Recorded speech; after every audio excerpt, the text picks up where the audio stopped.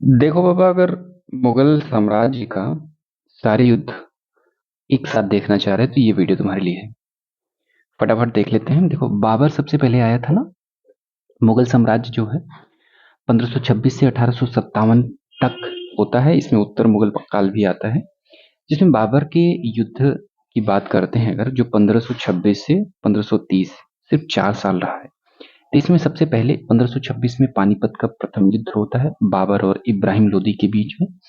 दूसरा खानवा होता है 1527 में बाबर और मेवाड़ के राजा राणा सांगा के बीच में। और चंदेरी का युद्ध होता है 1528 में बाबर और मेदिनी राय के बीच में।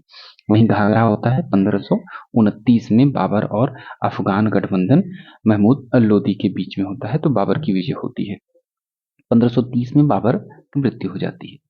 अगला देखते हैं हुमायूं के काल के युद्ध जो है। हुमायूं जब आता है 1530 से 1540 तक रहता है, उसके बाद फिर गैपिंग रहती है क्योंकि सूर्यवंश स्थापित हो जाता है। फिर 1556 में आता है, लेकिन जल्दी ही इसकी मृत्यु हो जाती है। तो इसमें प्रमुख युद्ध दो हैं, ये तीन है। चौसा का युद्ध 1539 में हुमायूं और शेर शाह सूरी के बीच में, जबकि कन्नौज बिलग्राम का युद्ध, जिसको दोनों को बोलते हैं, कन्नौज बोलो या बिलग्राम का बोलो, 1540 में हुमायूं और शेर शाह सूरी के बीच में होता है। दोनों में शेर शाह सूरी जीत जाता है। हाँ, बाबर वाले में सारे बाबर जीतता है। सरहिंद का युद्ध होता है 1555 में हुमायूं और सिकंदर शाह सूरी के बीच में। हुमायूं की विजय होती है इसमें। तो आगे चलते हैं, अकबर के प्रमुख युद्धों की बात करते हैं। अकबर के प्रमुख युद्ध, यानी अकबर कब से कब तक था, 1556 से 1605 के बीच में शासन करता है। और पानीपत का द्वितीय युद्ध होता है जो 1556 में होता है। अकबर बैरम खां का नेतृत्व उस समय था, क्योंकि अकबर काफी छोटा था। और हेमू यानी हेमचंद्र विक्रमादित्य के बीच में होता है और अकबर विजयी होता है। वहीं मालवा का युद्ध 1561 में होता है, 1561 में। मुगल सेना, जिसका नेतृत्व आदम खां कर रहा था, और बाज बहादुर के बीच होता है। मुगल सेना मालवा पर विजय प्राप्त कर लेती है, मालवा का विलय कर लेती है।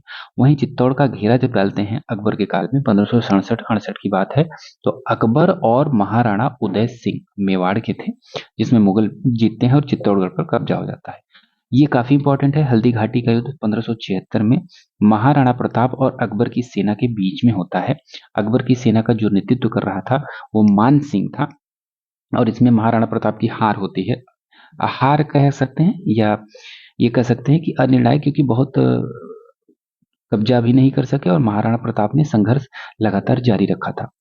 वहीं गुजरात और बंगाल अभियान की बात करते हैं तो 1572 से 76 के बीच में अकबर द्वारा समृद्ध क्षेत्रों पर अधिकार कर लिया गया था। वहीं जहांगीर और शाहजहां का काल जब आता है तो इसमें जहां अहमदनगर और दक्कन अभियान की बात होती है। जहांगीर और शाहजहां ने दक्षिण भारत में मुगलों का विस्तार जारी रखा था, और यही जब दक्षिण भारत की बात आती है तो बाद में ये एक कारण भी बनता है मुगल पतन का। औरंगजेब में जब आप पढ़ते हैं, बल्ख बल्ख ने बल्ख है और कंधार का युद्ध 1649 से 1653 के बीच में।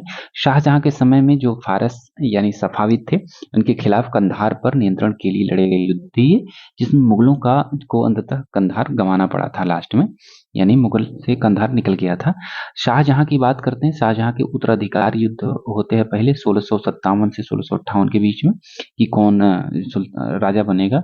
तो सबसे पहला होता है धर्मत का युद्ध, जो कि 1658 में होता है, औरंगजेब और मुराद के बीच में। मुराद के साथ दारा सिकोह की सेना थी, जसवंत सिंह उसका नेतृत्व कर रहा था। औरंगजेब की सेना विजयी होती है, क्योंकि और हाँ, दूसरा देखो सामूगढ़ का युद्ध, जो कि 1658 में औरंगजेब और दारा शिकोह के बीच होता है। औरंगजेब की निर्णायक विजय होती है। वहीं देवराई का युद्ध होता है 1659 में। औरंगजेब और दारा शिकोह के बीच अंतिम युद्ध होता है। औरंगजेब की विजय हो जाती है और औरंगजेब शासक बन जाता है, राजा बन जाता है। ठीक है। उसके बाद आते हैं औरंगजेब के काल पे।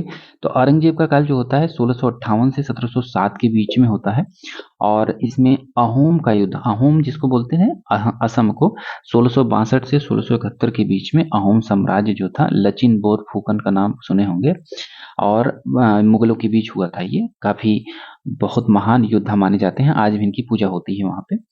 सराय घाट का प्रसिद्ध युद्ध होता है 1671 में, जिसमें अहोमों ने मुगलों को हराया था। वहीं मराठा और मुगल युद्ध होता है 1680 से 1707 के बीच में।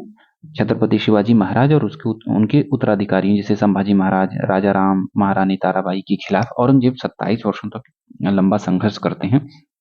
वहीं बीजापुर गोलकुंडा की विजय होती है 1686-87 में। औरंगजेब ने दक्षिण के शिया राज्यों को मुगल साम्राज्य में मिलाया था, लेकिन एक बात ध्यान रखेंगे कि जो औरंगजेब था, इन्हीं सब कारणों के चलते बाकी युद्ध अभियान नहीं कर पाया और साउथ में लगने रहने की वजह से ही कमजोरी आ गई मुगल शासन में और अंततः इनको पतन का सामना करना पड़ा।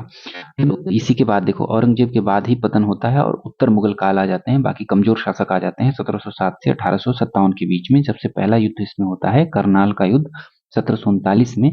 वो भी होता है नादिर शाह, जो नादिर शाह आक्रमणकारी आया था वो, और मोहम्मद शाह रंगीला उस समय शासन करना था मुगलों का। तो दोनों के बीच में होता है। नादिर शाह की प्रचंड जीत होती है, दिल्ली में बहुत लूटमाट करता है, बहुत खजाना लूटता है, महिला बच्चों को बहुत प्रताड़ित करता है। तख्ते ताउस यानी मयूर सिंहासन था, उसको भी लेके चला गया था। वहीं पानीपत का तृतीय युद्ध होता है 1761 में। अहमद शाह अब्दाली, नादिर शाह के बाद अहमद शाह अब्दाली आया और मराठा जो साम्राज्य था उनके बीच में होता है। और बक्सर का युद्ध होता है 1764 में। शाह आलम द्वितीय मुगल सम्राट थे। मीर कासिम और शुजाउद्दौला के तीनों ने मिलकर ईस्ट इंडिया कंपनी से युद्ध किया था बक्सर में, जो कि हार गए थे, ईस्ट इंडिया कंपनी जीत गई थी। परिणाम ये होता है कि अंग्रेजों की विजय होती है और मुगलों की नाम मात्र की प्रभुसत्ता भी समाप्त हो जाती है, पेंशन भोगी बन जाते हैं। वहीं 1757 का प्रथम 1857 का प्रथम स्वतंत्रता संग्राम होता है। बहादुर शाह जफर को विद्रोहियों ने नेता बना लिया था, लेकिन युद्ध में हार के बाद मुगल साम्राज्य को आधिकारिक रूप से अंत हो गया, उनको रंगून भेज दिया गया था, वहीं पर उनकी मृत्यु हो गई थी। एक और युद्ध शायद बच रहा है, वो प्लासी का युद्ध है दोस्तों। प्लासी का युद्ध होता है 1757 ईस्वी में। ठीक है, तो इस तरीके से हम लोग मुगल काल का सारा युद्ध एक बार में देख लिए। मिलते हैं दोस्तों अगले वीडियो में, तब तक के लिए धन्यवाद, बने रहिए, सब्सक्राइब जरूर कर लीजिए।